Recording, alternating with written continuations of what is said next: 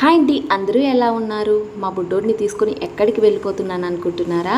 పిల్లలు పుట్టాక హాస్పిటల్ మనకు కొంచెం దగ్గర బంధువు అయిపోతుంది కదండి. అదేనండి, మా వాడికి 4 డేస్ నుంచి లైట్గా ఫీవరు, కొద్దిగా జలుబు అయితే చేసింది. అలా అని చెప్పేసి మాకు దగ్గరలో ఉన్న ఒక చిన్న క్లినిక్ అయితే తీసుకెళ్ళాము.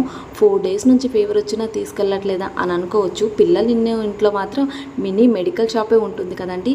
సిరప్లు పట్టినా కానీ తగ్గట్లేదు. అలా అని చెప్పేసి హాస్పిటల్కి అయితే తీసుకొచ్చాము.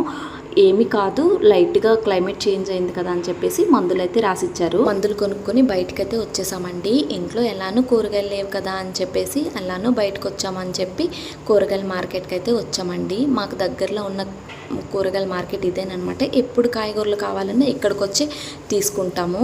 ఇంతకుముందు పోస్టింగ్లో ఉండేటప్పుడు కరివేపాకుకి ఎన్ని ఇబ్బందులు పడేవాళ్ళమో, పూణే వచ్చినాక కరివేపాకు కరువు తీరిపోయిందండి. ఇక్కడ ఏం తింటున్నాను అనుకుంటున్నారా? కుకుంబర్ ఉంటే ఇవ్వండి అని అడిగితే ఇది కొత్త రకం కుకుంబర్ది, ఇది ఒకసారి తిని చూడు అని అన్నారు. టేస్ట్ అయితే చాలా బాగున్నాను. ఇంటికి వచ్చే తోవలో ఫలూదా బండి అయితే కనిపించిందండి.